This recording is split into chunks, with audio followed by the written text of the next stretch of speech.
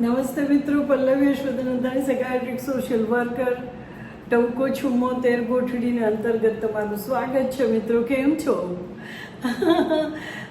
મિત્રો, આજે એવું થયું કે આ રૂમ ઠંડો હતો, મારો ડાઇનિંગ રૂમ છે, અને જમવા બેઠેલી અને થોડું વધારે એઝ યુઝ્યુઅલ ખવાઈ ગયું. સવારે બરાબર જમતી હોઉં છું એટલે જોકે રોટલી તો એક જ હોય છે. મિત્રો, મારા સબસ્ટિટ્યુટ બેન સરસ મારો ટાઈમ કાઢ્યો, પણ પેલા જે રોજના છે રેગ્યુલર આવી ગયા ને તો મારી કઢી થોડાક જણા જ બનાવી શકે, શીખવાડવી પડે. પાણી ને કોકમની હોય, છાશના બદલે. એલર્જી છે, સાવ નાની હતી ત્યારથી.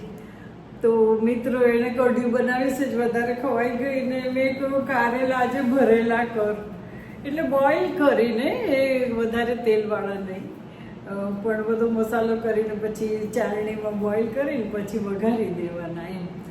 એ સરસ સેલેડ બધું બરાબર જમી પછી અહીંયાથી મને તો ચસકી નહીં શકું એટલે ઊંઘ આવ્યા પહેલાં પાછું સુવાઈની જમીન તરત. તો મિત્રો, મને થયું કે આજે તમને એક વાત કરવી હતી. મિત્રો, મેં વારંવાર કરી છે ને આજે ફરીથી કરીશ. મિત્રો, આજ સવારે મેં એક રીલ મૂક્યું. આજ સવારે મને ચા પીતા એક ગીત યાદ આવ્યું ને હું સીધી મારા રૂમમાં ગઈ. તમે જોજો એ reel. How I set the thing ને કેવી રીતે તમારી હોબી તમારી ડેવલપ થાય છે, એવી બધી વાત તમને એમાં સમજણ પડશે. આજે હું વાત જ હોબીની કરવાની છું.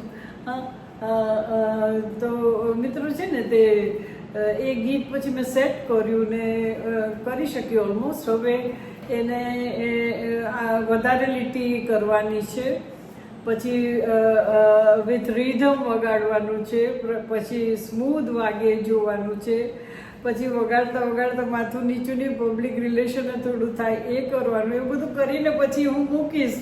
મિત્રો, આ બધી પ્રોસેસ તો હોય પણ મને તો મજા આવે છે આમાં.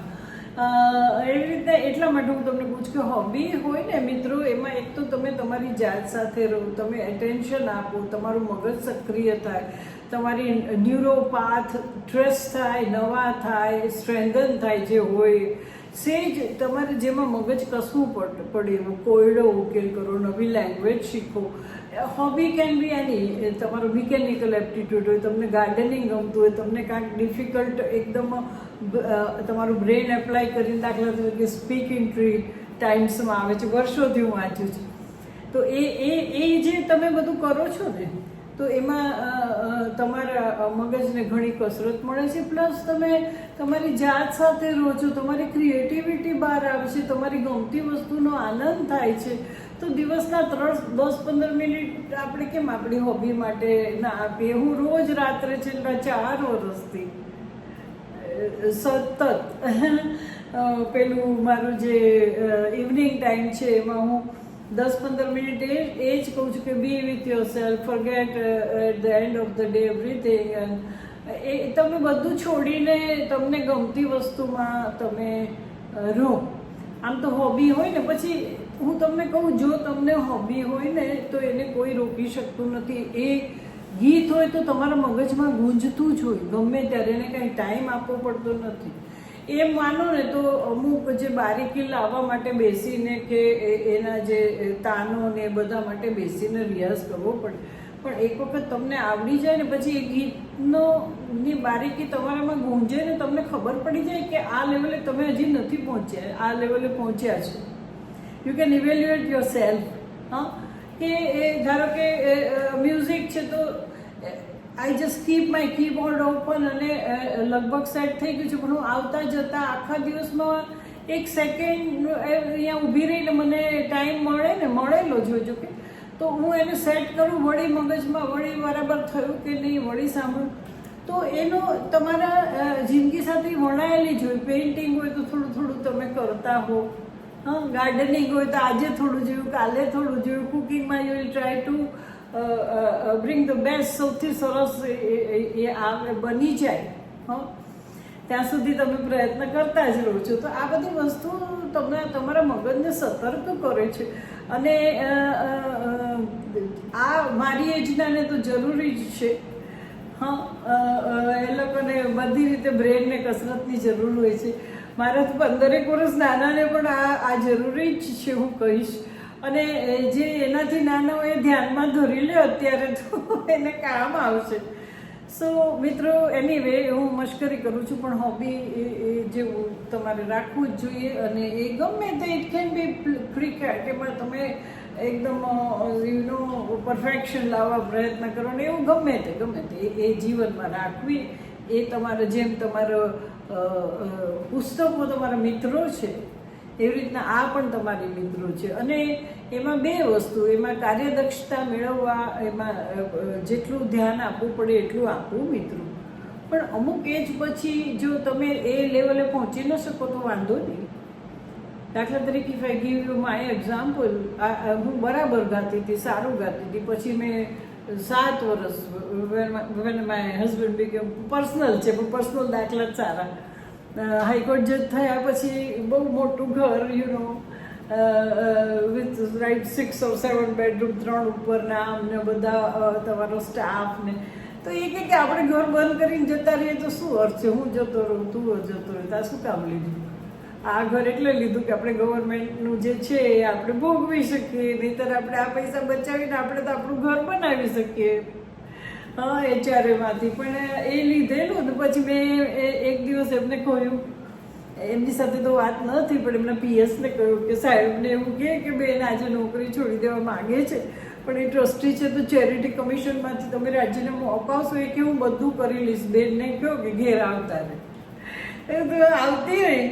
અને પછી મારે તેને કહેવું જ ન પડે મને કામ અપાવો. 7 વર્ષ તો મેં સંગીત કર્યું મિત્રો, અને મને એટલો બધો આનંદ આવ્યો. ને પછી આઈ રોટ વન બુક, કેસ સ્ટડી 1000 છોકરાના કરીને. એટલે તમારે કંઈક તમારે જિંદગીમાં રાખવું તો જોઈએ. એવું નથી કે તમે જોબ કરો ને તો જ તમને ગમે, પણ તમારો સંગાથ હોવો જોઈએ. જો એમને એમ તો પછી બધા જીવે છે, રોટલી દાળ ભાત શાક સવારે ને સાંજે ને બધું, છોકરા ઉછેર્યા, મૂકવા ગયા, લઈ આવ્યા, સંગીત ઇટ ઇઝ ધેર.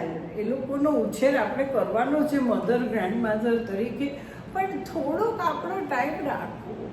જો મેં એક ટાઈમ તમારા હસબન્ડ સાથે કર્યું છે કે હસબન્ડે વાઈફ સાથે થોડોક એ રાખો જ આયોજિત.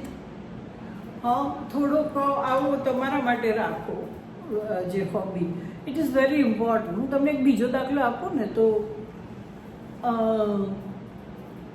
માસ્ટરની ડિગ્રી પછી છે ને, મારું મોઢું ડ્રાય થાય છે કે શું?